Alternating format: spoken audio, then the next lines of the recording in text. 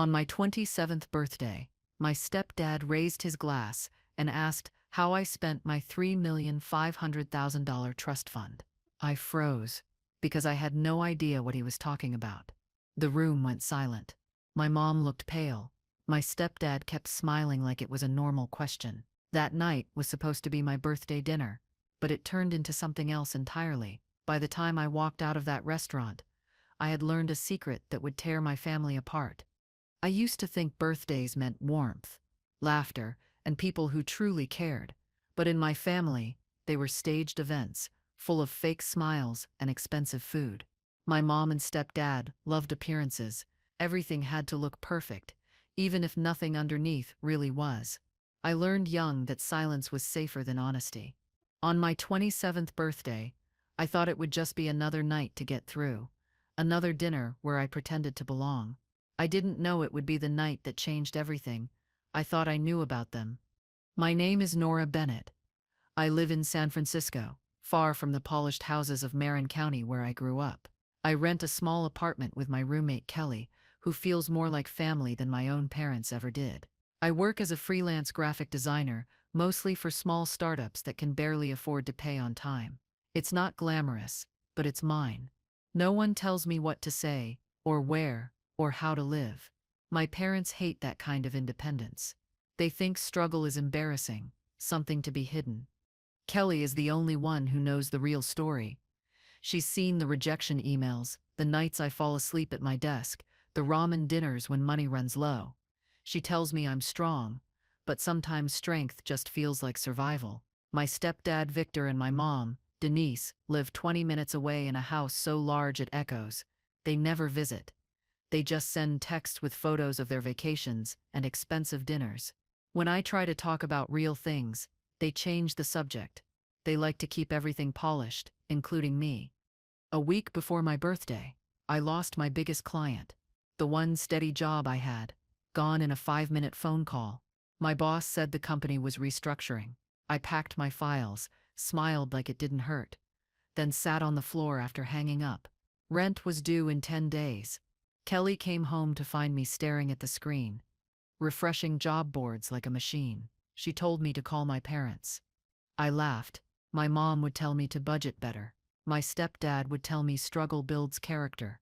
I didn't want either. That night, I stared at my phone for hours before dialing my mom. I told her I'd lost my job. She said she was sorry, her voice distracted, typing in the background. Then she mentioned they'd already booked a dinner for my birthday at a fancy restaurant downtown. I said I couldn't afford it.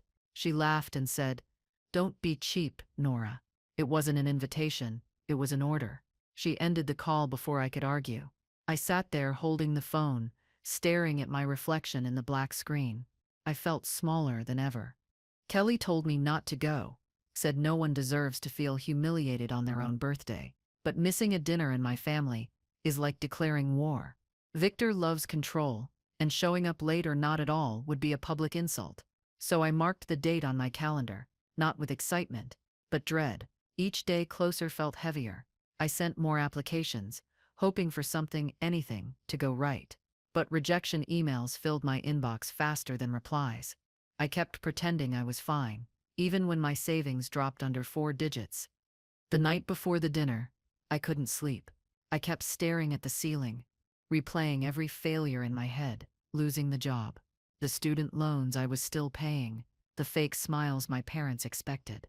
I thought about skipping the dinner anyway, but then I remembered how Victor once ignored my mom for a month because she was late to a family party. I couldn't deal with another round of silent punishment. Kelly made me tea, sat beside me, and said quietly that maybe this would be the last time I ever let them treat me this way. Morning came too soon. I opened my closet and stared at my clothes like they belonged to someone else. The only nice thing I owned was a black dress from a job interview years ago. I ironed it, even though it barely fit now. On the bus ride to the restaurant, I watched couples holding hands, kids eating ice cream, people laughing without trying. I envied that. I used to think one day I'd have a simple, happy life too. But sitting there, broke and nervous, I realized I was heading straight into another performance I didn't believe in. The restaurant looked like wealth itself. Gold lighting, expensive art, quiet servers gliding between tables.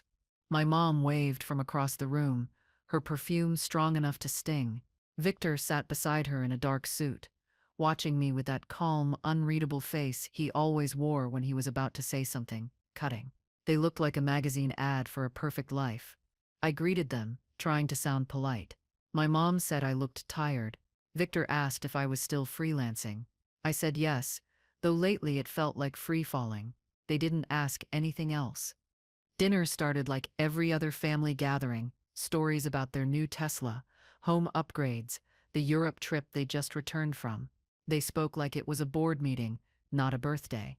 I nodded when expected, smiled when they looked my way. My mom talked about a new renovation project. Victor corrected her on the cost, and they both laughed like they were on a stage. I barely touched the food. Every minute felt longer. I wanted to leave, but in this family, walking out before dessert would be a scandal. So I stayed and waited for it to end. A waiter refilled glasses. My mom reached for her champagne, and Victor leaned back in his chair, eyes on me. He asked how work was going, and I told him I was between projects. He nodded without interest. Then his tone changed. He smiled, the kind that didn't reach his eyes, and said he had something important to discuss. My mom's hand paused midair. She gave him a look that almost said, "Don't." He ignored her. I didn't know it then, but that moment was the last calm breath before everything cracked open. Victor raised his glass, still smiling. He said he was proud of how independent I'd become, how I handled life on my own. Then, casually, he asked how I'd been spending my $3,500,000 trust fund. For a few seconds, I thought I misheard him. My fork clattered against the plate. I asked what he meant, and his smile didn't move. He said it again, slower. My stomach tightened. I had no idea what he was talking about. My mom's face went white. The entire table seemed to tilt under me. No one spoke. The sound of silverware and music around us faded. I stared at Victor, waiting for him to laugh, to say it was a joke. But he didn't. He watched me like a man studying a problem he'd already solved. My mom's eyes darted between us. I whispered that I didn't have any trust fund. She pressed her napkin to her lips, shaking slightly. Victor leaned back, looking pleased, like he'd been expecting that answer. My heart pounded as I tried to understand what he'd just said. $3.5 million. My name, gone. Victor asked the waiter to clear our plates and requested a private room. My mom protested, but he didn't care. The waiter led us to a smaller space at the back, quiet and empty. I followed in a daze. My hands trembled, and my chest felt heavy. The door closed behind us, sealing the noise out. Victor sat down, folded his hands, and said he wanted clarity. He told me the trust had been set up years ago by my biological father before he died. My mom looked away, silent. The word trust echoed in my head, like thunder. Victor opened a folder he'd brought with him. Inside were documents with my name at the top, bank statements, signatures, balances. He explained that my father's lawyer had recently reached out to confirm the account had been transferred years ago, supposedly to me, on my 25th birthday. The records showed otherwise. Almost all the money was gone. Victor said only $200,000 remained. I felt sick. My mom sat frozen. The room felt colder with every word. I looked at them both, realizing this dinner wasn't about celebration, it was about exposure, and I was at the center of it. I stared at the folder on the table, unable to move. My name was printed across every page, bold and official, like proof of a life I didn't recognize. Victor spoke in that calm, steady tone he used when cornering someone. He said the account had been funded when I was born and meant to secure my future. My mom looked like she wanted to disappear. My thoughts scrambled for logic, for memory of any trust fund conversation. There was nothing. Just years of tight budgets, unpaid bills, and my mom reminding me not to ask for help. Victor leaned forward and said the money had been legally transferred to my mother's guardianship when I was a child. She was supposed to release it when I turned 25. The last audit, done by my late father's attorney, showed the balance missing. My mom tried to speak, but her voice cracked. She said she didn't remember any transfer. Victor ignored her. He said the lawyer had contacted him personally last week, suspecting something was wrong. He thought it would be best to confront us together.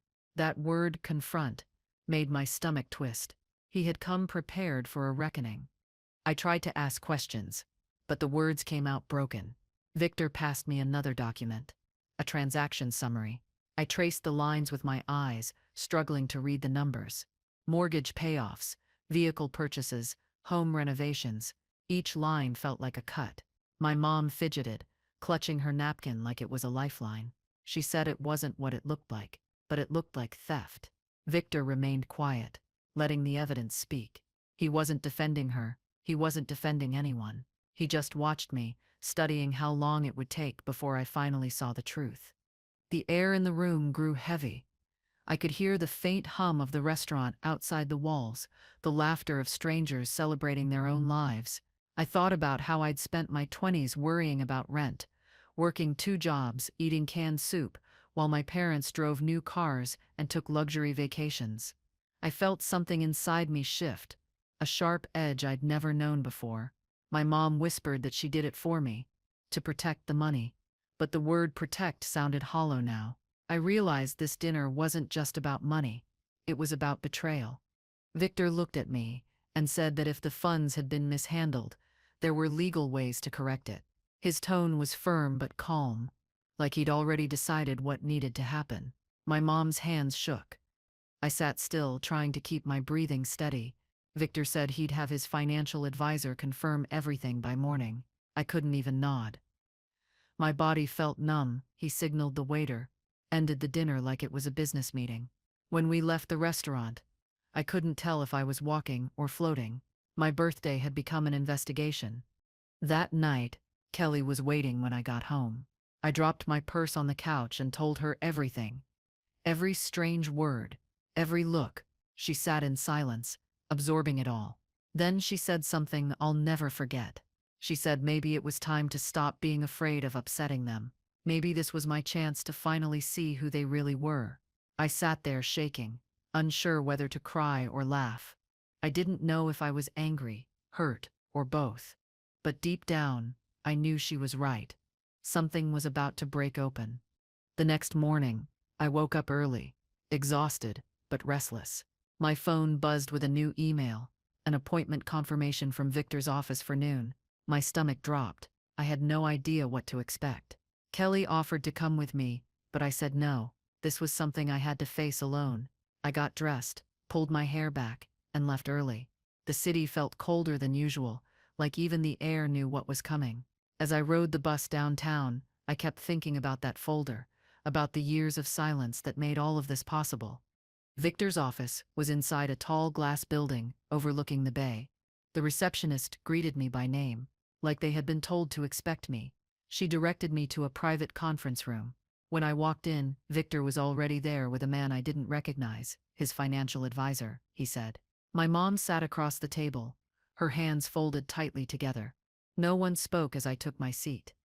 Then the advisor began explaining that they had verified the account activity. The trust had been drained over the years. My name was still on it, but the balance was almost gone. Hearing it confirmed out loud felt like being dropped into cold water. The advisor said the original deposit was $1 million, now valued at over $3 million, with growth. But the current balance was barely $200,000. He listed withdrawals, each larger than the last. Mortgage, vehicles, jewelry, luxury travel. I recognized some of the dates years when my mom had told me they were struggling, when I'd sent her money for groceries from my own paycheck. My jaw clenched. My mother looked small, her shoulders hunched. Victor sat silently, not helping her this time. He wanted the truth visible. I asked when it started, and the advisor said nearly 15 years ago. I tried to imagine my mom signing those papers while telling me we couldn't afford my art classes. I thought about how Victor had probably known for a while. Maybe he'd been waiting for this exact moment. My mom said she only used what was necessary, but the numbers didn't lie. Victor asked what necessary meant. She looked down at the table. I realized then that this wasn't a misunderstanding, it was a choice. My own mother had chosen comfort over honesty, at my expense. Victor turned to me and said it was time I decided what to do. He could help me pursue recovery through legal means, but I needed to agree.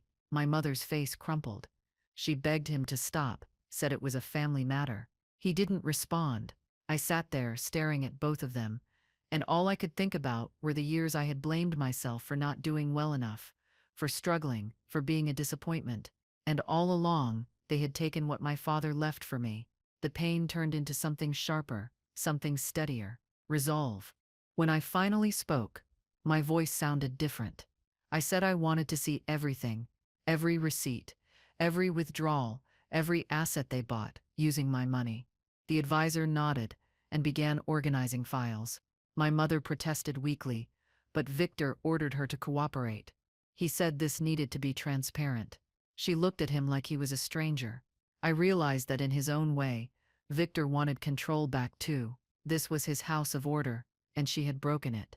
I sat quietly, watching them fight without raising their voices. It was the most honest conversation they'd ever had. The documents were thick, pages of transactions detailing their life funded by mine. There was a beach house in Santa Barbara, purchased under both their names, a luxury renovation for their home, multiple car purchases. Every number screamed indulgence. My throat tightened as I read. My mom tried to say they had plans to return the money someday, once their investments paid off. I couldn't even look at her. Victor asked for the keys to the Malibu house. She hesitated, then reached into her purse and slid them across the table. He handed them to me without a word. The keys felt heavy in my hand. Victor said the property was now legally mine, since it was bought with my funds. My mom shook her head, whispering that I couldn't take it. Victor reminded her that she had already taken enough. The advisor printed papers to start the transfer. I didn't argue. I just signed where they told me. I wasn't thinking about revenge. I just wanted my name back, my future back. For the first time in years, I had something that was truly mine. It didn't feel like victory. It felt like breathing after drowning. When the meeting ended, Victor told me he'd arrange a full audit by the end of the week. He said any remaining assets would be secured under my control. My mom didn't speak as she left the room, tears streaking her face but no apology in her eyes. I stayed behind, staring at the city outside the window. Kelly texted asking if I was okay, but I didn't know what to answer. I wasn't okay. I wasn't broken either. I was awake, maybe for the first time. That trust fund wasn't just money. It was everything I had lost and never knew. Over the next few days, the story kept unfolding like a slow-motion disaster. Victor's team discovered offshore accounts and hidden transfers. My mom had moved large sums to joint investments with her sister and a friend. Every new document made me feel more detached. I spent the night staring at spreadsheets, highlighting dates that matched family trips I remembered. Each one told a story of betrayal wrapped in luxury. Kelly brought me coffee and said I was handling it better than most would. I told her it didn't feel like handling. It felt like watching a house burn down in silence. By the end of the week, the audit report was complete. The total missing amount was just over $3 million. Victor called me to his office again to review it. He said he'd already spoken to legal counsel, but he wouldn't move forward without my consent. My mom showed up late, her eyes red, carrying the same designer purse that was probably bought with my money. Victor handed me a pen, telling me it was my choice whether to press charges. My hands trembled as I held it. I had spent years feeling powerless. Now power terrified me. I asked what would happen if I chose not to act. Victor said they would likely try to liquidate whatever assets remained and disappear. He had already found travel tickets to Costa Rica purchased 3 days before my birthday dinner. My stomach dropped. They had planned to leave. They came to that restaurant pretending it was a celebration while knowing they were escaping. Victor said he stopped the transaction and froze their accounts. For a moment, I couldn't breathe. My mom didn't deny it. She just looked down. That was when I realized love had never been part of this equation. That night, I couldn't sleep.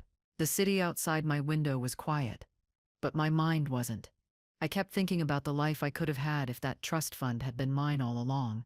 College without debt, a studio of my own, less fear. It wasn't just money they stole.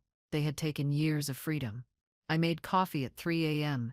and sat in the dark, staring at the documents. Every signature felt like a scar. Kelly found me there and said it was time to stop letting them decide my story. She was right. I was done staying silent. 3 days later, Victor's attorney arranged one final meeting. It would include both my mom and me, and all final documents for recovery. I arrived early, determined not to look afraid. The conference room was glass-walled, overlooking the foggy bay. My mom walked in wearing sunglasses indoors, like armor. Victor sat at the head of the table, his tone unreadable. He thanked me for coming and introduced the attorney. The man placed 2 folders on the table, one for me, one for her. He said the audit confirmed every transaction, every cent. It was official now. There was no going back. My mom tried to say she didn't mean to hurt me, that things had gotten out of control. I listened, but didn't interrupt. Her voice sounded like static. The attorney began outlining how restitution would work. Some properties would be liquidated, the remaining funds transferred to my name. It felt like a courtroom, not a family meeting. Victor asked if I wanted to pursue charges. I didn't answer right away. I looked at my mother, the woman who raised me, who told me to never depend on anyone, and realized she had depended on me all along. I said yes. When the word left my mouth, everything stopped. My mother froze, tears spilling as she begged me to reconsider. She said family should forgive. I thought about that word, family, and how it had been used to silence me my entire life. I said nothing.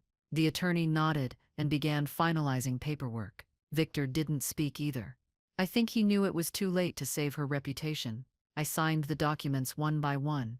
My pen steady now. Each signature felt like reclaiming a part of myself they had buried under lies and polished surfaces. I wasn't their victim anymore. The meeting ended quietly. My mom sat slumped, staring at the table. Victor handed me an envelope containing the property deeds and new account information. He told me he was proud I'd stood up for myself, even if it hurt. I didn't respond. Pride felt small compared to everything lost. When I walked out of that office, the air felt sharp and new. For years I had been walking through life half asleep, letting them define my worth. Now I was fully awake, holding proof that I didn't need their approval, their money, or their version of love ever again. I spent that evening sitting by my apartment window, watching lights flicker in the city below. The world looked different, cleaner, quieter. Kelly brought over dinner, and we ate in silence. She said I did the hardest thing anyone could do, choose truth over comfort. I told her it didn't feel brave, just necessary. My phone buzzed with messages from relatives, some shocked, some pretending not to know what happened. I ignored them. I was done explaining myself. That night, I slept deeply for the first time in years. Justice didn't feel perfect, but it felt like closure. In the morning, I opened my email to find confirmation that the Malibu property had officially transferred under my name. I stared at the document for a long time. My hands didn't shake anymore. That house had been built on lies, but it was proof of something stronger, survival. I sent a message to Victor, thanking him for pushing this forward. He replied only with a short line, saying he hoped I'd use it to start over. I closed my laptop, made coffee, and looked out at the sun over the bay. For the first time, I felt free. The days that followed felt strange. My phone barely stopped ringing. Reporters wanted comments, distant relatives wanted explanations, and lawyers wanted signatures. I ignored most of them. I didn't want fame or pity. I just wanted quiet. Kelly kept reminding me that this was what justice looked like, but justice still felt like loss. Victor sent one message that week asking if I was holding up. I told him I was managing. In truth, I didn't know how I felt. It was like living through an earthquake, where everything looked the same afterward, but nothing was stable anymore. When the official papers arrived, I sat on the floor and opened them one by one. The bank accounts, the property deeds, the audit results. My name appeared in every place it should have been years ago. The numbers looked unreal. Millions that had been taken, now returned. But the happiness I thought I'd feel wasn't there. I didn't want the money as much as I wanted back the version of my mother, who I once believed loved me honestly. I realized that version of her never really existed, only the image she wanted me to see. Victor invited me to meet his financial team to discuss how to manage the funds. I almost didn't go, but Kelly said I should understand everything now that it was legally mine. The office was sleek and quiet, full of polite people who greeted me by name. They talked about investments, savings, and rebuilding credit. I listened but felt disconnected. I had spent my whole life chasing survival, not wealth. It was hard to switch from scarcity to abundance. Victor told me he wanted me to learn to protect what's mine so no one could take it again. That night, I walked by the old restaurant where it all started. I stood outside for a moment, watching other families laugh inside. It felt strange, seeing so many people celebrating, not knowing how fragile it all could be. I thought about that dinner, about Victor's calm smile and my mother's shaking hands. It was hard to believe that only weeks ago, I'd walked into that room thinking it was just another uncomfortable birthday. I wanted to forget that night, but it had burned itself into my memory like a scar that reminded me to never ignore my instincts again. A week later, I got a call from Victor's attorney asking me to come in for another meeting. He said it was about finalizing restitution payments. My stomach tightened. I asked if my mother would be there. He said yes. When I arrived, she was already seated, looking tired and older. She didn't make eye contact. The lawyer explained that part of her income would go toward repaying me over time, even after the assets had been seized. I didn't speak during the meeting. I just listened, signing where necessary. My mother's hand trembled as she signed her name next to mine. After the meeting, my mom asked to speak with me privately. I agreed, but my guard was up. She said she wanted to explain, to tell me she didn't mean to hurt me. I stood there, numb. She said she used the money to keep the family stable, that she thought I'd understand one day. I asked her why she never told me the truth. She said she was ashamed. Her words felt rehearsed, like she'd said them to herself many times before. When she finished, I simply said that shame wasn't enough anymore. Then I turned and walked away. The next few days felt lighter. For the first time in years, my decisions were mine alone. I began sorting through paperwork and organizing my finances. I hired an independent advisor, not connected to Victor, to manage my accounts. Kelly helped me decorate the apartment, bringing color into the plain walls. We laughed as we rearranged things, pretending everything was normal. But some nights, when she went to bed, I'd sit alone by the window and think about my childhood. Every lesson my parents taught me about success, control, and appearances now felt like poison disguised as wisdom. Victor checked in often, asking if I wanted to visit the Malibu house. I avoided it at first. I wasn't ready to see the place built on lies, but after weeks of thinking about it, I agreed. When I drove down the coast, the ocean stretched endlessly beside me. The house stood on a hill, glass and stone glinting in the sun. The caretaker handed me the keys without question. Inside, everything looked perfect, staged like a magazine. I walked through the rooms, touching walls and furniture bought with my stolen future. It was beautiful, and it made me sick. I found a folder on the kitchen counter labeled lease agreements. My hands shook as I opened it. My parents had been renting the house out for years, collecting money in my name. I looked around the spotless kitchen and imagined strangers living here while I ate instant noodles in a tiny apartment. It was surreal. I sat down on the cold marble floor and laughed, the sound rough and uneven. It wasn't joy. It was disbelief. Every inch of this place was a monument to how deeply they had betrayed me. Yet somehow, I still felt pity instead of hate. As the sun began to set, I stood on the balcony watching waves crash against the shore. The view was breathtaking, and I wondered if my father had imagined this house as my future one day. I whispered a quiet promise that I would take care of what he left me, the right way. The wind carried away my words, but I felt something lift inside me. This wasn't about revenge anymore. It was about reclaiming what was rightfully mine. That night, I locked the doors, left the lights off, and drove away, leaving the house standing silent behind me. Back in the city, I focused on rebuilding my career. The scandal had spread quietly through professional circles, but most people avoided mentioning it. Some new clients came through Victor's connections, but I earned the rest myself. I worked long hours, not out of desperation this time, but pride. Kelly said I looked more alive than ever. I wasn't trying to prove anything to anyone anymore. I just wanted to build a life that didn't depend on someone else's choices. For once, my confidence wasn't borrowed. It was earned, piece by piece, from surviving everything they tried to take from me. My mom called a few times, leaving voicemails about missing me and hoping to see me soon. I never returned the calls.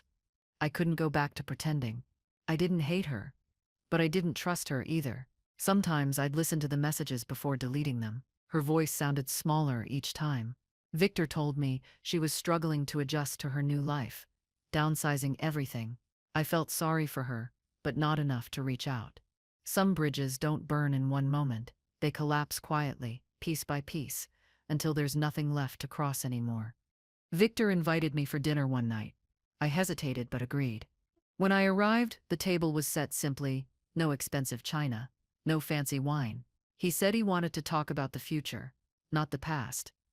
He told me he'd arranged for my father's original attorney to help manage the recovered assets. I thanked him. He said he admired how I handled everything with strength and restraint. I told him I wasn't sure if it was strength or exhaustion. He smiled, said they often feel the same. For the first time we sat together without performance, just quiet understanding. After dinner, Victor gave me an envelope. Inside was a letter from my father, dated years before he passed. It was short, written in neat handwriting. He said the trust was meant to give me freedom, not burden. He wrote that if I ever doubted my worth, I should look inward, not at anyone else's approval. I read it twice, tears stinging my eyes. It was the first time I'd heard his voice in over 20 years. I folded the letter carefully, realizing that no matter how much they stole, they couldn't erase what he intended for me to have. I started keeping a journal after that, something I hadn't done since childhood. I wrote about the dinner, the letter, the Malibu house, everything. Writing helped me make sense of it all. Kelly joked that I should turn it into a book one day. Maybe I would. Each entry felt like reclaiming another part of my story. For years I'd lived under other people's narratives: obedient daughter, struggling designer, disappointment. Now I was rewriting it on my terms. I didn't know where life would lead next, but at least it would be mine to shape. That alone felt priceless. One evening, as I sat on the balcony overlooking the city, I thought about forgiveness. People say it brings peace, but I wasn't sure I believed that. Forgiveness to me meant letting go of the hope that the past could be changed. I didn't need an apology anymore. I just needed distance. Victor once said justice rarely feels good. It just feels necessary. He was right. My mother's choices had forced me to grow in ways I never wanted, but they also gave me clarity. I couldn't control what she did, but I could control who I became because of it. The next few weeks passed quietly. The Malibu property sold to a young couple who loved its ocean view. The proceeds went directly into my account. I moved some of it into savings, donated a portion to a design scholarship in my father's name. It felt right. Kelly helped me set up my workspace in the apartment's spare room, turning it into a small design studio. Every morning, I made coffee and worked with sunlight streaming through the window. I had built something new, not from inheritance, but from perseverance. The money was safety, but the work was identity. One afternoon, I got a message from Victor asking to meet at his office. When I arrived, he looked tired, but content. He said he'd been thinking a lot about what happened, about my mom's choices and his own role in it. He admitted he should have asked questions sooner, that he saw warning signs but ignored them to keep peace at home. It was strange hearing him take responsibility. He said he was proud of me for drawing a line where he couldn't. For the first time, I believed him. It wasn't approval, it was respect, and it felt real. That night, I walked home through the city lights, thinking about everything that had changed. I used to crave their love, bending myself to fit their expectations. Now I understood that love without honesty was just control in disguise. My mom might never understand what she did, but I had stopped waiting for her to. I passed by a shop window and caught my reflection. I looked older, steadier, maybe even stronger. For the first time, I didn't see the scared version of myself anymore. I saw someone who survived the truth and still had more to build. A month later, the court finalized all asset transfers. My parents' former home was sold, and part of the proceeds returned to my account. I didn't attend the final hearing. Victor called afterward saying it was over. Hearing those words lifted something heavy off my chest. I spent that evening at Kelly's, celebrating quietly with takeout. We toasted to endings that felt like beginnings. She said she admired how I stayed calm through everything. I told her calm came from exhaustion, but maybe peace wasn't far behind. For the first time, the future didn't scare me anymore. When the audit finally closed, I received the last set of documents verifying that all restitution was complete. I sat at my desk, flipping through each page. Every line felt like proof that I had reclaimed my life. I thought about how different things could have been if I'd never learned the truth. I might still be chasing their approval, still blaming myself for not being enough. Knowledge can hurt, but ignorance would have been worse. I sent a quiet thank you to Victor for forcing the truth into the open. Without him, I'd still be living in the dark. The next day, I visited my father's grave for the first time in years. I brought white lilies, his favorite. The cemetery was quiet, the air cool against my skin. I sat beside his stone and told him everything. The dinner, the betrayal, the recovery. It felt strange speaking aloud to someone who wasn't there, but comforting too. I told him his trust had finally served its purpose, not by making me rich, but by teaching me independence. I left the flowers on the grass and walked away lighter, like I had finally closed a door that had stayed open too long. As the weeks passed, the noise surrounding the scandal faded. My mom moved to a small apartment across the bay. Victor told me she started volunteering, maybe searching for redemption. I didn't ask for details. Some stories don't need sequels.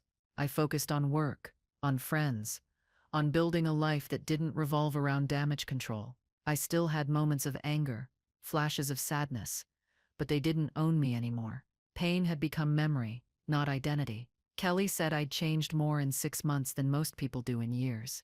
Maybe she was right. Growth is born from wreckage. One morning, I opened my email and saw a message from a national design firm offering me a long-term contract. They'd seen my work through Victor's network and wanted to collaborate. I accepted, feeling excitement for the first time in a long time. When I told Kelly, she screamed and hugged me. We decided to celebrate by visiting the ocean that weekend. Standing by the water, I realized how full circle life had come. The same waves that crashed below the Malibu house now roared beside me, louder, freer. I wasn't running from the past anymore. I was outpacing it. That night, back home, I made tea and stood by the window watching city lights shimmer. The past still whispered sometimes, but it no longer dictated my future. The money, the houses, the headlines, they were just symbols. What mattered was that I had learned to stand on my own. I thought about my father's letter again, about how freedom wasn't about wealth, but choice. For the first time, I understood it fully. I chose peace. I chose myself. And that choice, after everything, was worth more than any trust fund could ever hold. Months passed quietly, and my life began to find rhythm again. The days no longer felt heavy with uncertainty. I woke early, worked on client projects, met Kelly for coffee, and came home to silence that felt peaceful instead of lonely. Money no longer scared me, but it didn't define me either. I managed it carefully, the way I managed my emotions, steady and deliberate. Sometimes I caught myself wondering if my mom thought about what she'd lost. Then I'd remind myself that her choices weren't my responsibility anymore. I was finally living on my own terms. One evening I visited Victor at his office to discuss a small business venture. He looked older, his confidence softer now. He told me he'd been impressed with how I handled everything and wanted to invest in my design studio. I thanked him but refused politely. I said I appreciated his support, but this time I wanted to build something without anyone else's name attached. He smiled, understanding completely. That moment felt like closure between us. He wasn't my stepdad holding authority anymore. He was just a man who respected me for standing up for myself. Later that night, I sat at my desk, reviewing new project offers. It hit me that I was no longer working out of fear or survival. I was building something that had value, something I created. Kelly came by with takeout and asked if I ever thought about moving to a bigger place. I told her I didn't need bigger. I just needed real. The walls around me might be small, but they were mine. Every inch of that apartment represented freedom. For the first time, home didn't feel temporary. It felt earned. It felt like belonging. One morning, I received a letter in the mail from the court. My mom's restitution payments had officially begun. She would send $500 each month for the next several years. I read it twice, unsure how to feel. It wasn't the amount that mattered. It was the acknowledgement. It was proof, on paper, that she was accountable. I folded the letter and placed it in a drawer without anger or satisfaction. It was just another step in closing a long, painful chapter. Accountability didn't erase the past, but it gave it structure, a boundary I could finally move beyond. Kelly convinced me to take a short trip out of the city. We drove north along the coast, stopping at small towns and diners along the way. I didn't realize how much I needed it until I saw the ocean again. The sound of waves had become my reminder that time keeps moving no matter what happens. We stayed in a cheap motel, drank coffee on the balcony, and laughed about how far things had come. For the first time in years, I didn't feel weighed down by expectations. I felt light, free, and fully present in my own life. When we got back, I found an email from a former professor who'd heard about my story through mutual contacts. She invited me to speak at a local university about financial independence and personal resilience. The idea terrified me at first. I wasn't a public speaker, and I didn't want to relive everything. But Kelly said maybe sharing my story could help someone else, so I agreed. Standing on that stage later, looking out at the audience, I realized I wasn't talking about betrayal anymore. I was talking about recovery, about finding strength even when your world collapses quietly. After the talk, students came up to thank me. One young woman said she'd been letting her family control her finances for years, afraid to take ownership. She said hearing my story gave her courage to change that. I drove home that night with tears in my eyes, not from sadness but from relief. What had once been my worst pain had turned into something meaningful. The story that had nearly broken me was now helping others heal. That realization filled me with a peace I didn't know I needed. Maybe that was what freedom really meant after all. I started getting invitations to do more talks, to write articles, even collaborate on campaigns about women reclaiming their financial power. I didn't plan for it, but it felt right. My work began to blend with purpose, something deeper than design. Victor watched from a distance, sending the occasional proud message but never interfering. My mom remained silent, which was fine. I wasn't waiting for her anymore. Kelly kept reminding me that everything I'd lost had been replaced with something stronger. She was right. Pain can build walls, but it can also build foundations if you learn from it. A year passed before I visited the Malibu house again. This time it belonged to the couple who'd bought it. They'd invited me to see the renovations out of courtesy. I hesitated but accepted. The house looked different now. Bright, lived in, full of laughter. Standing there, I realized how much life had changed. The house no longer felt like a wound. It was just a place in the world, no longer carrying my history. I wished them well and drove away smiling. Closure doesn't always come with words. Sometimes it's just knowing you don't hurt there anymore. Back in San Francisco, my business continued to grow. Clients trusted me, not just for my skill, but for my honesty. They said I carried a sense of calm that made projects easier. I laughed when I heard that. If they only knew how long it took to find that calm. One day I received a package from Victor. Inside was a framed photo of my father and me from years ago. On the back he'd written, "For the life he wanted you to live." I placed it on my desk, right beside my computer, where I could see it daily. I decided to honor my father's name by creating a small scholarship for art students who couldn't afford tuition. It wasn't huge, but it mattered. Every time I sent a message to a student who received it, I felt like part of something good was finally growing from the mess that once defined me. Kelly helped me manage the fund, and we made it a yearly tradition. Each time we'd toast to new beginnings. Life had become about giving back, not looking back. I was no longer running from what happened. I was building forward from it. Some nights, I'd still think about my mom. I wondered if she regretted everything, or just missed the life she'd built on illusions. I didn't hate her anymore. I just hoped she found a way to live honestly. Forgiveness had stopped being about her. It had become about me letting go of bitterness. Holding on only kept me tied to the person I used to be. Now every morning I woke up grateful to breathe freely. I had learned that real love, whether for others or for yourself, only exists when truth stands beside it, not behind it. Kelly and I celebrated another year together, as roommates turned lifelong friends. We threw a small party at our apartment, inviting people who'd stood by me during everything. There was laughter, music, and peace. At one point, Kelly raised her glass and said that strength isn't about fighting harder, it's about refusing to give up even when it hurts. Her words stayed with me.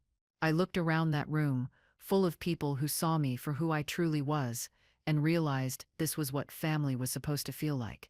Honest, supportive, unconditional. No money could buy that. A few weeks later, I got a call from Victor saying he was retiring and moving to a quieter town up north. He invited me for lunch before he left. Over sandwiches in a small cafe, he thanked me for forgiving him, even partially for standing by when things went wrong. I told him forgiveness wasn't about erasing blame, it was about ending its hold. He smiled, proud, but sad. As we parted, he said he hoped I'd keep helping others find their voice. I promised I would. Watching him drive away, I knew some good still came from that family. I began hosting small workshops for young freelancers, teaching them how to handle finances, contracts, and self-worth in business.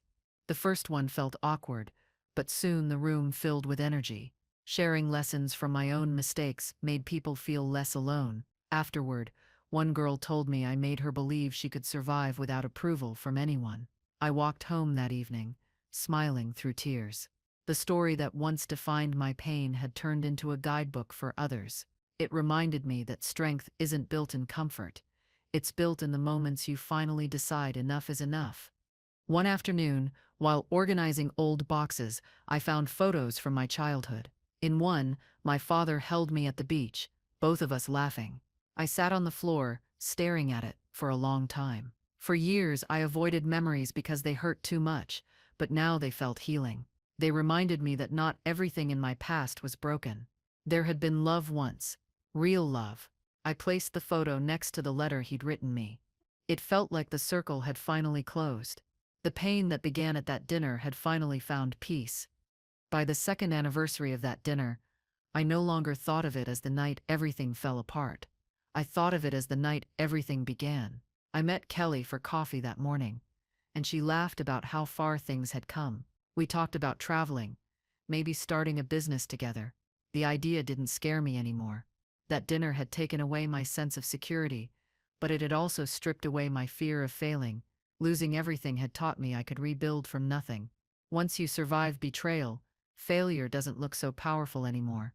When the anniversary evening arrived, I walked past that same restaurant again. The lights glowed warmly inside. Couples laughing, waiters carrying plates of food that smelled expensive. I paused for a moment, looking through the glass. It didn't hurt anymore.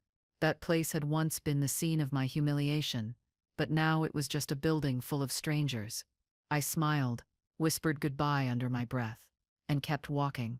Some memories don't need to be erased. They just need to lose their power. And when they do, what's left behind is strength disguised as calm. Kelly surprised me that night with a small cake and candles. She said every rebirth deserves a celebration. We sat by the window eating cake straight from the box. I told her how strange it felt that peace could follow chaos so naturally once you stop resisting it. She said healing doesn't announce itself. It just shows up quietly one day and stays. I looked around the apartment, the place that once felt temporary now filled with light and laughter. It wasn't the life I imagined, but it was better, real, grounded, and built entirely on truth. The following week, I received an invitation from a women's empowerment conference, asking me to speak as a guest storyteller. They had read one of my articles about overcoming financial betrayal.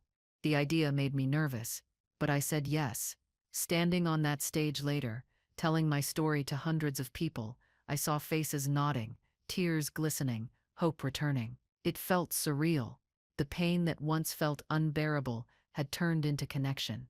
I realized that maybe this was my purpose now, to remind others that no betrayal, no loss, and no lie could erase their worth. After the conference, I received messages from people around the country sharing their stories of betrayal and recovery. Some had lost money, others had lost trust, but they all said my story gave them courage. I spent hours replying to as many as I could. Each message reminded me of why speaking mattered. Pain doesn't vanish when shared, but it lightens. I thought of my younger self, sitting in that restaurant, humiliated and confused, and wished she could see this version of me, stronger, grounded, and free. She would have finally known that survival was the best revenge. The next weekend, I drove to the bay at sunrise. The water shimmered gold, and the wind felt fresh against my skin. I stood there, breathing deeply, thinking about everything that had led to this moment. The betrayal, the exposure, the justice, the healing, it all formed a single path, and every painful step had purpose. Kelly joined me, holding coffee in her hands. She said the ocean looked endless, like possibility itself. I smiled and told her it felt like freedom. Sometimes, that's all we really want, to breathe without permission from anyone else, ever again. A few months later, Victor called to tell me he'd been diagnosed with a mild heart condition. He said he was fine, but slowing down. I visited him, bringing homemade soup and laughter. We talked about life, mistakes, and forgiveness. He said he'd spent his whole life chasing success, but never peace. I told him, peace isn't found, it's made. He nodded, saying he hoped I'd hold on to mine. As I left that evening, I realized that despite everything, I was grateful for him. Without his question that night, I might never have discovered the truth or my own strength. When I returned home, I opened my laptop and began writing again. Not for work, not for money, but for myself. I wrote about loss, truth, and resilience, turning my pain into pages of quiet reflection. Kelly read some of it and said it sounded like closure. Maybe it was. The story that once haunted me had finally transformed into something meaningful. It was no longer about what was taken from me, it was about what I found when everything else was gone. I didn't need revenge or approval. I only needed to keep living honestly, one peaceful day at a time. One evening, I sat on my balcony, as the city lights blinked below. I thought about how far I'd come from that frightened girl who walked into her birthday dinner, expecting another performance. That night, my life had shattered, but maybe it needed to. Some things must break before they can be rebuilt stronger. I had lost faith in my family, but gained faith in myself. The trust fund was just money. The real inheritance was courage, and that, I decided, was worth more than anything they could ever take again. Spring arrived quietly, painting the city with soft light and blooming trees. I began to notice the small details again, the smell of coffee in the morning, the sound of rain against the window. Life had become simple, but not empty. Every routine felt like a gift I'd earned. I still got letters from the court confirming payments from my mother, but I stopped opening them. I didn't need reminders of what had been lost. I was too focused on what I was building. Healing wasn't dramatic anymore. It was steady, quiet, and deeply personal. My design business had grown more than I expected. I hired 2 part-time assistants and started collaborating with larger brands.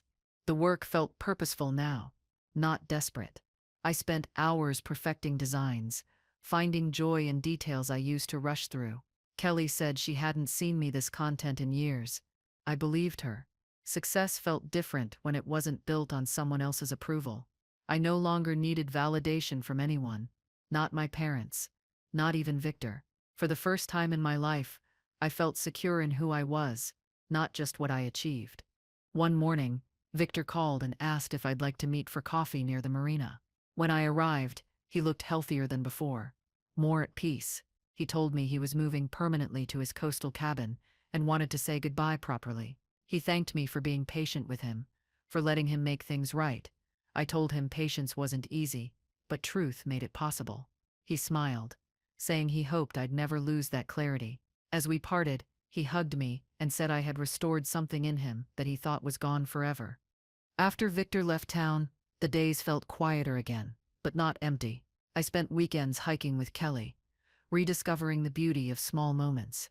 We laughed more now, often about nothing important. The city no longer felt like a cage. It felt like opportunity. My apartment, once a reminder of struggle, now represented strength. I had built my peace brick by brick, through sleepless nights and hard choices. Sometimes I'd catch my reflection in the mirror and barely recognize the person staring back. She wasn't the frightened woman from that dinner anymore. She was finally her own person. One evening, I received a handwritten letter from my mom. It was short, apologetic, and surprisingly honest. She admitted that she didn't expect forgiveness, only understanding. She said she was living simply, learning what it meant to earn rather than take. I read it twice, folded it neatly, and placed it in a drawer beside my father's letter. I didn't respond, but I didn't throw it away either. Maybe one day I'd be ready to write back. For now, silence felt enough. Some relationships don't need closure, they just need distance to stop hurting. Kelly convinced me to take a small vacation abroad, my first in years. We flew to Italy, a place I'd only ever seen in pictures. Walking through the narrow streets and watching sunsets over the coast felt surreal. I thought about how my mom used to brag about her travels, but for the first time, I wasn't chasing anyone's version of success. I was simply living. Freedom didn't look like wealth. It looked like being able to breathe without fear. I realized how far I'd come, and for once, I was proud of myself without hesitation or guilt. When we returned home, I felt refreshed and clear-minded. I started journaling again, documenting the lessons I'd learned through everything. I wrote about control, boundaries, and how easy it is to confuse love with manipulation. I wanted to remember every detail, not out of bitterness, but to stay grounded. Kelly read a few pages and said my words sounded like therapy for others too. Maybe one day I'd share them. For now, they were my way of making sense of the life I had rebuilt, piece by piece, from the ruins of a family built on secrets. Summer arrived, and my business took off. One of my designs went viral online, leading to new clients across the country. I moved my workspace to a small downtown studio with big windows and plants everywhere. Kelly helped paint the walls, turning it into a creative haven. Every morning, sunlight poured in as I worked, and I'd think about how strange it was that peace could grow from chaos. The girl who once cried over overdue rent was now running her own studio. It didn't feel like luck. It felt like justice disguised as perseverance. One weekend, while organizing old files, I found a flash drive Victor had given me months ago. It contained old photos of my father, vacations, birthdays, moments I'd forgotten. I spent hours going through them, smiling and crying at the same time. In one photo, he was laughing at something I said, pure joy in his eyes. Seeing that reminded me that I hadn't lost everything. His love still existed in memories, in gestures, in the trust he tried to give me. I whispered a quiet thank you to him, promising that I'd keep honoring the life he wanted for me. Kelly and I decided to celebrate my studio's success with a small gathering. Friends, clients, and even a few students I'd mentored came. We ordered food, played music, and filled the space with laughter. At one point, I stood by the window watching everyone talk and realized how full my life had become. It wasn't perfect, but it was real. The noise, the joy, the connection, it all felt earned. Kelly handed me a glass of wine and said, "This is the life they couldn't take from you." She was right. They took money, but they never took my spirit. After the celebration, I sat alone in the studio, surrounded by the quiet hum of the city outside. I thought about everything that had led me here. The betrayal, the truth, the rebuilding. It all felt like another lifetime. I knew there would always be scars, reminders of what happened, but I no longer resented them. They were proof of survival. I opened my journal and wrote one line: "Freedom is built from the pieces of what broke you." It was simple, but it felt true. I closed the book and smiled. Healing didn't need to be loud to be real. A few days later, I got an unexpected call from a publishing company. They had read one of my articles online and wanted to discuss turning my story into a book. My first reaction was hesitation. I wasn't sure I wanted to relive everything again, but after thinking it through, I realized maybe it was time to share it fully, not as pain, but as perspective. I agreed to meet them. The editor said my story could help others who felt powerless, that it had the potential to reach far beyond design. For once, I didn't doubt my own voice. The process of writing the book was difficult, but healing. I wrote late into the night, reliving every memory, the dinner, the documents, the confrontation, the silence afterward. Each page felt like therapy. I didn't write to expose anyone. I wrote to tell the truth. I wanted people to know that betrayal doesn't have to be the end of your story. Kelly proofread every chapter, sometimes crying, sometimes laughing. She said my words carried the same calm I had learned to live with. By the time I finished, I realized I had written something I once thought impossible: closure. When the book was published, the response was overwhelming. Messages poured in from readers across the world. Some shared their own stories. Others simply said thank you. It wasn't about fame or success. It was about connection. Victor called to congratulate me, saying the book made him proud.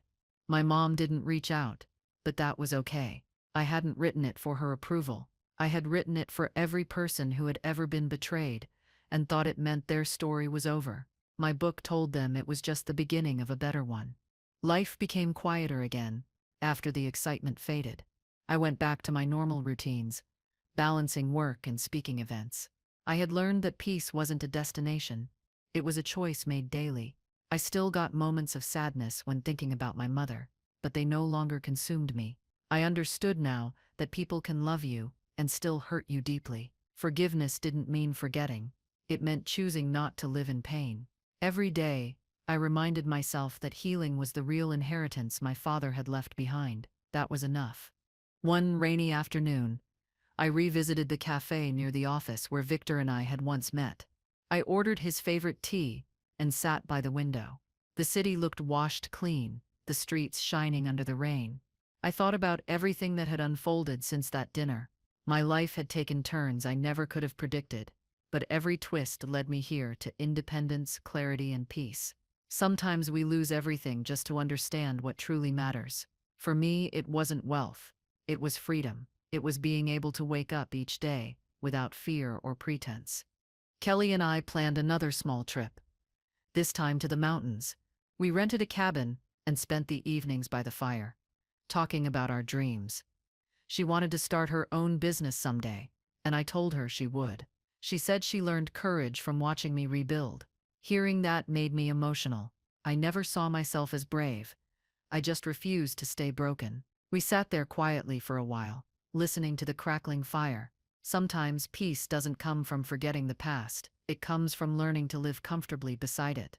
When we returned from the trip, I received an invitation from a national conference on resilience and recovery to be a keynote speaker. The theme was turning betrayal into strength. It felt almost surreal seeing my name printed on that program. Standing on that stage weeks later, I spoke to a full hall. I shared everything I'd learned, not just about family and money, but about self-worth. When I finished, people stood and applauded. I smiled, not because of the applause, but because I realized I no longer spoke from pain. I spoke from power. That was transformation. After the conference, I went home and sat by my window again. The city lights flickered below, the same view I'd stared at countless nights when I felt lost. It looked different now. The same skyline that once represented loneliness now felt like belonging. Every window light was someone else's story, full of ups and downs like mine. I realized everyone carries their own battles quietly. Mine just happened to unfold publicly. But maybe that was the point, to show that no matter how dark it gets, truth always finds its way to light, always. Months passed, and my life found its steady pace again. My studio thrived, my book continued selling, and I began mentoring younger designers. Watching them succeed felt more rewarding than any paycheck. Kelly joked that I'd become a mix of teacher and therapist. Maybe she was right. Helping others gave purpose to my past.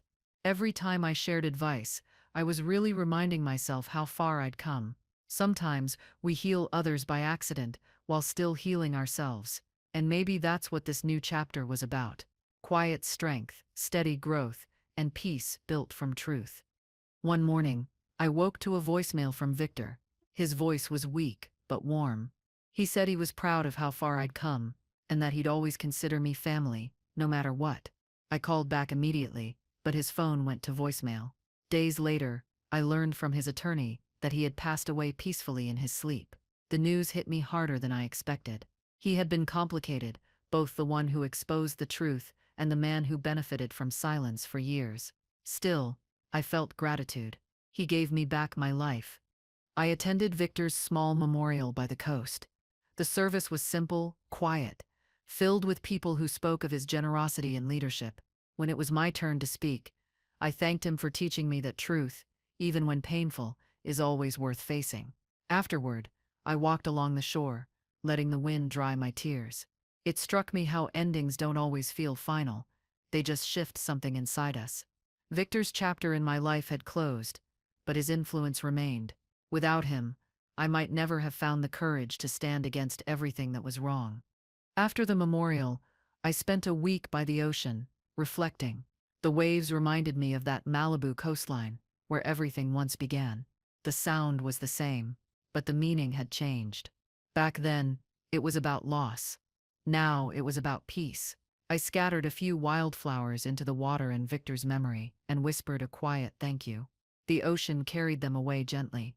I realized then that closure isn't a single moment, it's a series of small ones that tell you it's okay to keep living.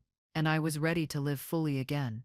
When I returned home, Kelly was waiting with dinner and a smile. She said I looked calmer, lighter. I told her I felt like a chapter had truly ended. The apartment felt warmer that night, filled with laughter and the smell of food. We toasted to life, to the kind that's messy, unpredictable, but real. I knew the future would bring its own challenges, but none could shake me the way that dinner once did. I had rebuilt myself from ashes before. I could do it again if I had to. Strength wasn't new anymore. It was simply who I was. Before bed, I wrote one final entry in my journal. I thanked my father for his gift, Victor for his truth, and my mother for teaching me who I didn't want to become. I ended with a line that summed it all up. I was never defined by what they took, only by what I chose to rebuild. Closing the book, I felt complete. The journey that began with a question at a dinner table had turned into a life built on truth, resilience, and self-respect. I turned off the lights, ready for whatever the next sunrise would bring. The morning after I finished my journal, I woke before sunrise and stepped out onto the balcony. The city was still half asleep, the streets glistening with dew. I wrapped my hands around a warm cup of coffee and felt a sense of calm I hadn't known in years. My life no longer revolved around what had been taken or who had hurt me. It revolved around peace, work, and the people who stayed. For the first time, I wasn't waiting for anything. No apology, no closure, no validation. I already had everything that truly mattered. Kelly joined me with her own mug, still half asleep, but smiling. She asked if I was ready for the next chapter. I said yes, though I didn't know what that would look like yet. Maybe another book. Maybe expanding the studio. It didn't matter. The point was that I was finally in control of my choices. She said she was proud of me, and I believed her. The woman I'd become wasn't perfect, but she was real. The scars on my heart had become maps, guiding me toward a life that was finally mine to live. Later that day, I walked through the city with no destination in mind. The noise of traffic, laughter, and life surrounded me. A year ago, it would have felt overwhelming. Now, it felt grounding. Every face I passed reminded me that everyone carries their own story of loss and redemption. I wasn't special, just someone who chose not to give up. I stopped at a small cafe, ordered a pastry, and watched people rush past. For once, I didn't feel behind. I wasn't chasing time or approval anymore. I was simply living in the rhythm of my own peace. In the weeks that followed, I began volunteering at a local women's shelter, helping those starting over after financial or emotional abuse. Hearing their stories made me realize how universal pain could be, but also how possible recovery was. I saw bits of myself in their eyes. The same confusion, the same spark of resilience. I didn't give them advice. I just listened. Sometimes that was all they needed. It reminded me that healing isn't a destination you reach, it's a gift you pass forward. Each story shared felt like a thread connecting broken hearts back to strength. One afternoon, a young woman at the shelter asked how I managed to forgive. I told her it wasn't about excusing what happened. It was about freeing myself from it. I said forgiveness was like setting down a heavy box you've been carrying for years. You don't forget it exists, but you stop letting it slow you down. She nodded quietly, and I could see the understanding in her eyes. That moment felt sacred. I realized that all the pain I endured had turned into something valuable, something that could help others find their way back to themselves. My story slowly became a source of hope for others. I began writing short essays online about self-worth and boundaries. They weren't dramatic, just honest reflections on how to rebuild after betrayal. The responses poured in, people saying they felt seen, understood, and inspired. Each message reminded me that my suffering hadn't been wasted, it had purpose. The trust fund had once been meant to secure my future, but it turned out my greatest inheritance was resilience. The money helped me live, but the strength helped me rise. And that, I realized, was the true gift I'd been left with. As autumn arrived, I visited Victor's old cabin along the coast to clear my mind. The air was crisp, the waves steady against the rocks. I sat by the water, thinking about everything that had brought me here. Victor's honesty, my mother's betrayal, my father's silent love, they had all shaped me in their own ways. I didn't hate any of them anymore. I understood that people hurt others from their own brokenness, that understanding didn't erase the past, but it made peace possible. Forgiveness wasn't for them. It was for the version of me who deserved to move forward. I stayed at the cabin overnight, lighting a small fire and sitting beside it with a blanket around my shoulders. The sound of the ocean outside was steady, like a heartbeat. I wrote in my journal again, not about pain this time, but gratitude. I thanked life for second chances, for strength, for people like Kelly who reminded me that love still existed. When I finished writing, I closed my eyes and let the warmth of the fire surround me. I no longer needed to escape the past. It had taught me enough. Now it was time to live freely. The next morning, I drove back to the city with the windows down, the wind tangling my hair. The sunlight hit the windshield just right, making everything shimmer. I felt alive, not because everything was perfect, but because I had learned to find peace within imperfection. The city skyline appeared in the distance, familiar yet new. I thought about how strange it was that destruction could become the foundation for something better. The road stretched ahead like an open promise, and for once, I wasn't afraid to follow it. I was exactly where I was meant to be. When I returned home, Kelly had set up candles and made dinner. She said it was to celebrate my peace anniversary. We laughed, but it felt fitting. We talked for hours, reflecting on how much had changed since that night at the restaurant. I told her that the pain had been necessary. It stripped everything false and left only what was real. She said that maybe that's what life does to everyone at some point. It breaks us just enough to rebuild us honestly. I smiled, knowing she was right. Broken didn't mean ruined, it just meant remade. In the months that followed, my book was adapted into a short documentary. I watched the premiere from my apartment, surrounded by friends. Seeing actors portray those painful moments felt strange, almost distant, like watching someone else's life.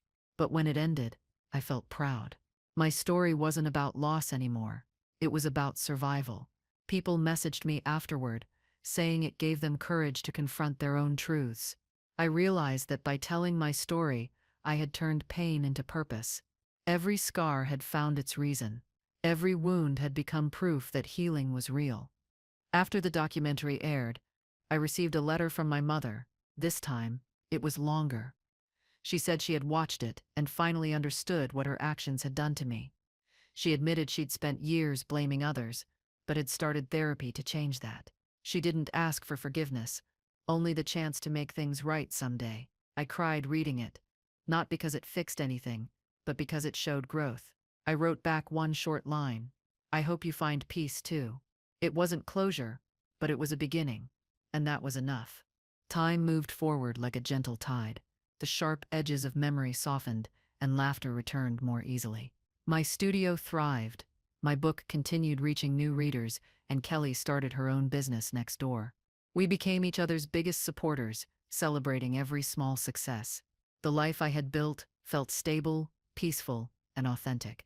Sometimes I'd think back to that dinner, to the question that started it all. How do you spend your trust fund? It used to sting. Now it made me smile. I had spent it rebuilding myself, and that was worth more than any amount. One evening, while closing the studio, I looked at the framed photo of my father on my desk. I whispered that I hoped I had made him proud. In my heart, I felt the answer. Everything he'd left behind, his lessons, his love, his trust, had finally found its place. I wasn't the scared girl from that restaurant anymore. I was the woman he wanted me to become, independent, grounded, and free. The world outside was quiet, but inside me, there was steady peace. For the first time, I wasn't defined by what happened to me, but by what I became. Kelly and I decided to take another trip to the coast, where everything had once begun. We walked along the same stretch of sand near Malibu. The water sparkled under the setting sun, and gulls moved across the sky. Standing there, I realized that I no longer felt pain looking at that horizon. The past had lost its power. Kelly asked if I'd ever imagined this kind of peace back then. I told her no, but maybe that's what made it beautiful. You can't plan healing, you can only grow into it when you're ready to let go. We stayed on the beach until night fell, talking about dreams and futures. The ocean roared softly behind us, endless and calm. I told her I wanted to keep helping others through storytelling, to create something lasting that could guide people towards strength. She said that was exactly who I was now, a reminder that survival can turn into hope. I smiled at her words. They felt true. The tide rolled closer, washing over our footprints, erasing the past in gentle waves. I watched the water shimmer under moonlight, and thought maybe this was life's quiet form of forgiveness. Back in the city, I started a nonprofit program for young adults learning financial independence. I called it True Trust. It focused on honesty, accountability, and empowerment, everything I had to learn the hard way. The first group that joined was full of bright, determined faces. Teaching them felt like giving the next generation the tools I never had. Each session ended with laughter, questions, and stories of growth. Watching them succeed made every painful memory worth it. It was like turning the ashes of my past into fuel for something that truly mattered. That, I decided, was victory. Months later, I visited my mother for the first time in years. She lived in a small apartment filled with plants and soft music. She looked older, gentler. We sat together awkwardly at first, then talked quietly for hours. She told me she'd sold everything she once owned, including the jewelry and clothes from her old life. She said she wanted to live honestly now. I believed her. When I left, she hugged me. Not out of guilt, but gratitude. It wasn't forgiveness or reconciliation. It was two people learning how to exist again, without lies between them. Walking home that evening, I felt strangely peaceful. The city lights shimmered like distant stars, and the night air smelled of rain. I realized I had finally reached the end of that long, painful story, not because everything was perfect, but because it no longer needed to be. Life doesn't tie itself neatly. It simply continues. I had found balance between remembering and releasing. The past had shaped me, but it didn't own me anymore. I could look back without flinching and forward without fear. That to me was the truest definition of freedom. As years passed, I continued my work, writing, mentoring, and teaching. True Trust grew into a nationwide initiative. I met countless people whose lives mirrored pieces of mine, people who had lost everything and found themselves again. Every story reminded me why I kept going. My father's trust fund had once represented money, but now it represented purpose. It had become something bigger than numbers on a page. It had become a symbol of truth restored, not through wealth, but through wisdom. That transformation was something no one could ever steal again. Kelly and I remained inseparable through it all. She became a partner in my nonprofit, running workshops and mentoring younger women. Together we built something lasting, something good. On quiet evenings, we'd sit in the office after everyone left, talking about how far we'd come. She'd laugh and say we should write another book one day. I told her maybe we already had, the kind written not on pages, but in people's lives. She nodded, smiling softly. Some stories don't need chapters. They just keep unfolding in the hearts of those they touch. Every so often, I'd visit the old restaurant where it all began. I never went inside, just stood across the street for a minute. It wasn't out of pain anymore, but gratitude. That night, as cruel as it felt, had forced the truth into the light. Without it, I might never have known the depth of my strength. I'd watch strangers walking in, dressed for celebrations, unaware of the ghosts I'd left behind there.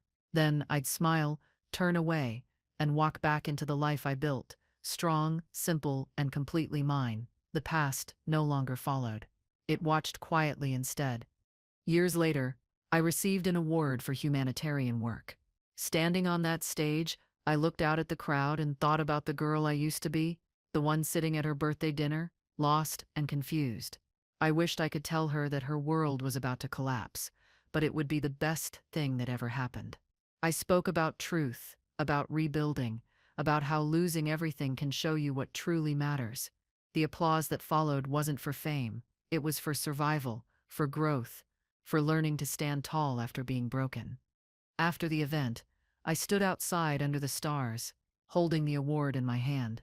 The air felt cool, carrying the faint hum of the city. Kelly joined me, smiling as she said I'd come full circle. I nodded. I had. The story that began with a question about a trust fund had become a lifetime of lessons. I wasn't defined by betrayal anymore, but by everything I built afterward. I looked at the sky and whispered a thank you to my father, to Victor, to the version of myself who refused to stay silent. Everything had led me here. That night, before bed, I stood by my window one last time. The city lights blinked like constellations of hope. I thought about the word trust and how differently it meant to me now. It wasn't about money or inheritance. It was about faith in myself. The journey that began with deceit had ended with truth. My story wasn't one of revenge or loss. It was one of renewal. I smiled softly, turned off the light, and whispered goodnight to the past. Tomorrow waited, bright and unwritten, and for once, I was ready to live it without fear.